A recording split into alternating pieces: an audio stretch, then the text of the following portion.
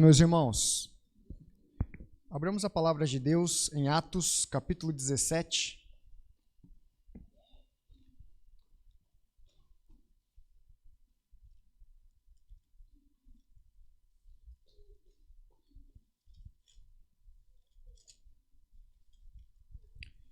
Atos, capítulo 17.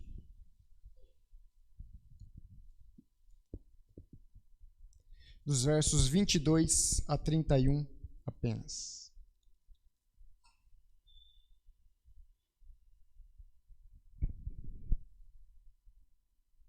Atos, capítulo 17, dos versos 22 a 41. Diz assim a palavra de Deus.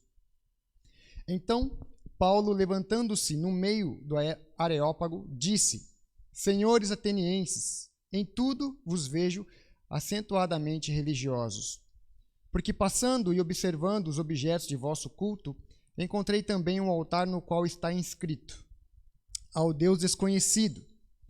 Pois esse que adorais sem conhecer é precisamente aquele que eu vos anuncio, o Deus que fez o mundo e tudo que nele existe, sendo ele Senhor do céu e da terra, não habita em santuários feitos por mãos humanas, nem é servido por mãos humanas como se de alguma coisa precisasse, pois ele mesmo é quem a todos dá vida, respiração e tudo mais. De um só fez toda a raça humana para habitar sobre toda a face da terra, havendo fixado os tempos previamente estabelecidos e os limites da sua habitação, para buscarem a Deus, se porventura, tateando, o possam achar, bem que não está longe de cada um de nós, pois nele vivemos e nos movemos e existimos, como alguns dos vossos poetas têm dito, porque dele também somos geração. Sendo, pois, geração de Deus, não devemos pensar que a divindade é semelhante ao ouro, à prata ou à pedra, trabalhados pela arte e imaginação do homem. Ora, não levou Deus em conta os tempos da ignorância. Agora, porém, notifica aos homens que todos, em toda parte, se arrependam, porquanto estabeleceu um dia em que há de julgar o mundo com justiça por meio de um varão que destinou e acreditou diante de todos, ressuscitando dentre os mortos. Meus irmãos, essa passagem ela é muito rica, né? Ela contém aqui algumas verdades. Eu gostaria de trabalhar com duas nesta manhã. De forma breve, nessa devocional, eu gostaria de falar a respeito do Deus desconhecido. Quem é esse Deus desconhecido? E quais as características do Evangelho que o apóstolo Paulo apresenta aqui quando ele apresenta o Evangelho em Atenas. É importante, meus irmãos, termos em mente que o apóstolo Paulo, como um pregador, ele sempre ia na sinagoga para pregar. Ele sempre procurava no lugar onde ele estava, procurava uma sinagoga a fim de pregar. O que é interessante é que em Atenas, o apóstolo Paulo foi pregar em uma praça, chamado aqui Areópago. E o que é interessante é que ali se reunia muitas pessoas. Muitas pessoas iam naquele lugar para ouvir os filósofos, ouvir as novidades, se é que eu posso dizer assim, que havia em cada época. Ou seja, muitas pessoas se reuniam naquele lugar a fim de ouvir homens a falar. E Paulo não perdeu tempo quando chegou em Atenas. Foi àquele lugar para falar do Evangelho.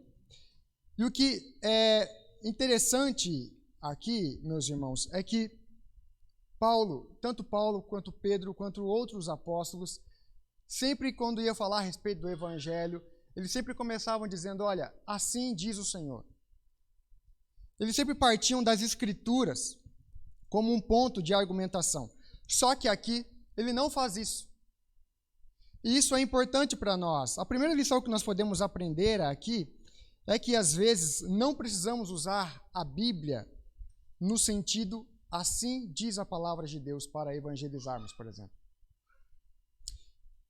mas tê-la como fundamento de nossa argumentação. Se você olhar o verso 28, ele vai usar os vossos poetas. Ou seja, o apóstolo Paulo pega aqui um conceito, um ponto de contato para falar do Evangelho. Isso é o que nós podemos aprender aqui. Nós temos a oportunidade, muitas vezes, de falar com as pessoas acerca do Evangelho, sem que necessariamente nós falamos, olha, assim diz a palavra do Senhor. Não, nós podemos ter pontos de contato e apresentar o verdadeiro Evangelho. E é isso que Paulo faz aqui.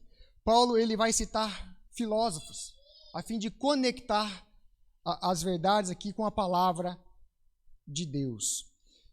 E note uma coisa, meus irmãos, aqui o texto fala que ali havia muitos deuses, muitas estátuas, imagens eram adorados ali, até que está inscrito ali então, verso 24, em um dos altares está escrito ao Deus desconhecido. Note, o apóstolo Paulo então observa isto e fala, olha, aqui é uma oportunidade para pregar o Evangelho.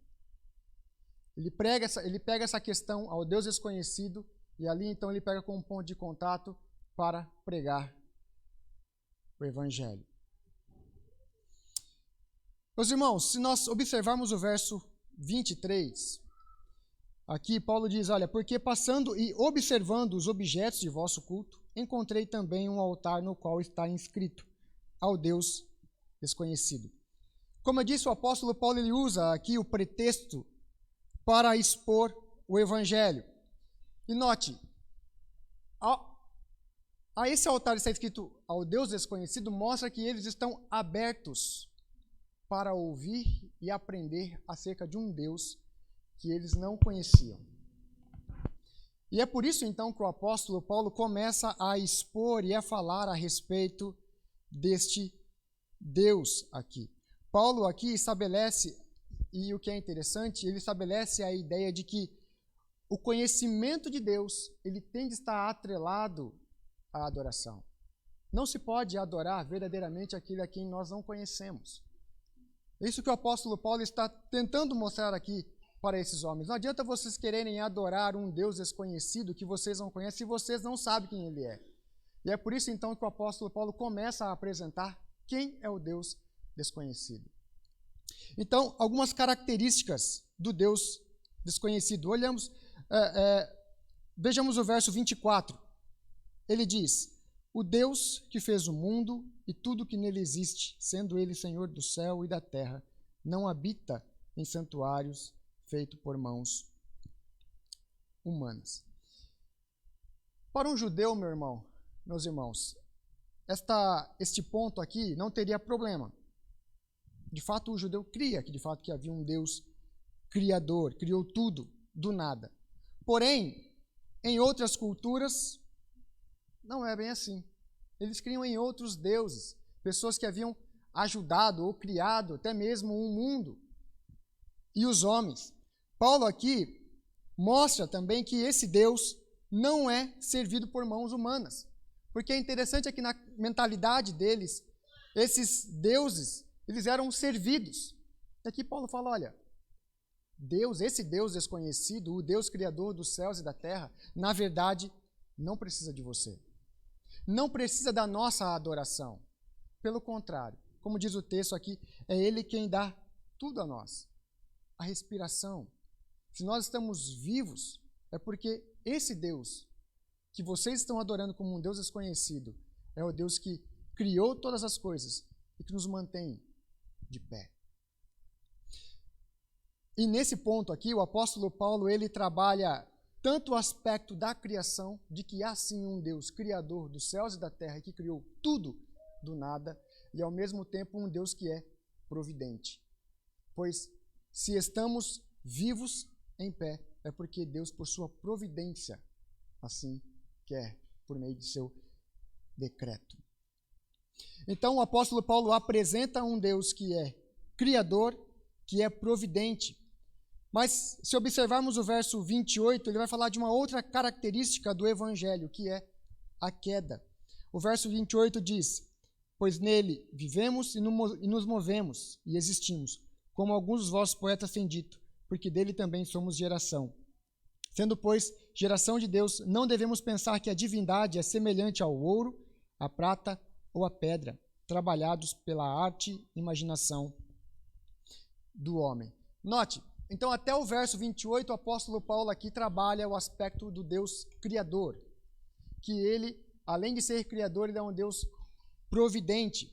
Mas agora ele passa a falar a respeito da queda. Ele fala a respeito, então, da idolatria que havia ali em Atenas. Alguns estudiosos dizem que em Atenas havia mais de 10 mil ídolos naquele lugar.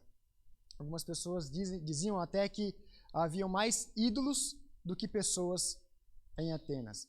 Então, para os irmãos observarem o quanto a idolatria permeava ali a cidade de Atenas.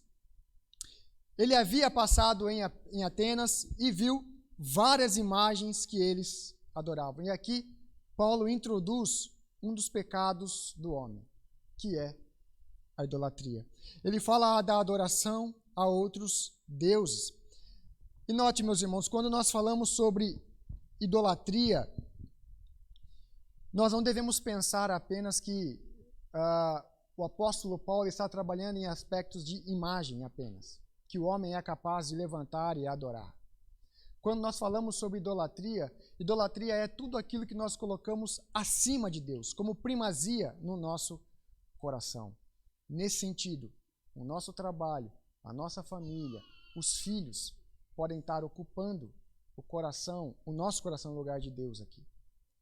E nisso é necessário, então, nós atentarmos e olharmos para nós se nós não estamos cometendo esse tipo de pecado. Pois é isso que o apóstolo Paulo está trabalhando aqui, que um dos maiores pecados do ser humano é a idolatria. Nós até mesmo podemos estar idolatrando aquilo que nós achamos ser piedoso, como a igreja, como até mesmo um pastor ou tudo mais. Então note, o apóstolo Paulo ele apresenta aqui o Deus Criador, ele apresenta agora aqui a queda. E um dos pontos principais é a idolatria. Um outro ponto que o apóstolo Paulo apresenta aqui está no verso 30. Ele diz: ora, não levou Deus em conta os tempos da ignorância. Agora, porém, notifica aos homens que todos, em toda parte, se arrependam. Porquanto estabeleceu um dia em que há de julgar o mundo com justiça por meio de um varão que destinou e acreditou diante de todos, ressuscitando dentre os mortos. O apóstolo Paulo, após apresentar o Deus Criador, falar da queda, ele fala agora a respeito da redenção. No verso 30, ele mostra que o homem não está totalmente perdido porque há uma esperança, que é a redenção em um homem, em Jesus Cristo. E note, ele chama os homens ao arrependimento. E se os irmãos observarem, o verso 31, ele vai apontar para a glorificação, onde Deus vai julgar o mundo por intermédio de Jesus Cristo. Então, neste breve trecho, onde o apóstolo Paulo apresenta o Evangelho, ele fala da criação, da queda, da redenção e da glorificação.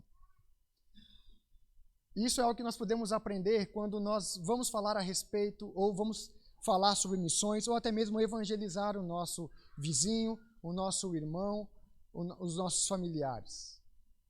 Note, não foi necessário o apóstolo Paulo começar com um texto bíblico dizendo, olha, assim diz a palavra de Deus. Ele teve um ponto de contato. Nós estamos em todo momento conversando com pessoas, com familiares, e em todo momento as pessoas têm dado deixa para que nós apresentemos o Evangelho. E assim o apóstolo Paulo fez. E a pergunta é, o que nós temos feito? Será que temos aproveitado as oportunidades que têm se levantado a nós para apresentarmos o Evangelho de Deus? Se sim, como temos apresentado o Evangelho? Note, o apóstolo Paulo foi trabalhando por meio de histórias. O apóstolo Paulo não foi trabalhando por meio de proposições. Deus é bom, Deus é verdadeiro, Deus é eterno, Deus quer salvar. Tudo isso é verdade, meus irmãos. Mas note, o apóstolo Paulo trabalhou com histórias. Foi trabalhando em aspectos com relação às verdades dos filósofos, e assim ele foi falando a respeito do Evangelho. Nós, nos dias de hoje, temos a oportunidade de pregarmos o Evangelho para as pessoas. as pessoas estão sofrendo. Essa é uma deixa para nós apresentarmos o Evangelho a elas. As pessoas estão com dificuldades com relação ao sofrimento. Essa é uma deixa para nós apresentarmos o Evangelho a elas. O que o apóstolo Paulo está mostrando para nós é que, num contexto cheio de idolatria, ele não perde tempo para apresentar o Evangelho. Assim também tem que ser nós. Nesse contexto que nós estamos vivendo aqui, nós estamos percebendo que o mundo está em descompasso, onde as pessoas tentam tatear e tentar saber qual que é o problema deste mundo. Nós sabemos a resposta. O problema é o pecado, o problema é a queda. E nós temos a solução é Cristo. Ou seja, é necessário que apresentemos o Evangelho, apresentemos a Jesus Cristo, a fim de que esses homens se arrependam e creiam no Evangelho para que sejam salvos. Amém? Que Deus abençoe. Eu passo a palavra.